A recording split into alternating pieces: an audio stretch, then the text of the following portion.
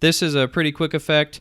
If you remember a few videos ago, I talked about a vignette, and what that did was add these shadows around the outside of your video, and I used it for the logo intro.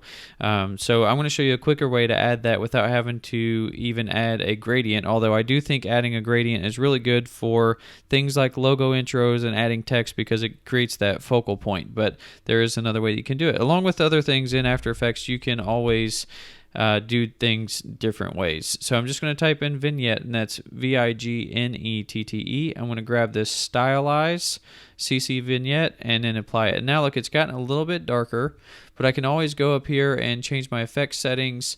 And so let me drop all these down. I can take my pen highlights and bring those up, and I'm going to change my angle of view so you can see now as I increase or decrease, it creates one center focal point. So let's go up to about 79, and the amount I could take off and make it even white on the outside, or I can go all the way up to 100 to get more of a darker look. So if I take my angle of view and change it, I can change the highlights that are in that vignette. So if you notice around these corners, I can create more of a highlighted effect or get it more here. Now the center, if I click on this crosshair, I can pick where I want that vignette to be. So if I put the center up here, it's going to create more of an effect to create this as my focal point. And I don't want to do that, so I'm just going to click reset, and we're going to go back here, keep this on 100. The angle of view, we can take that up a little bit, go up, let's say 85.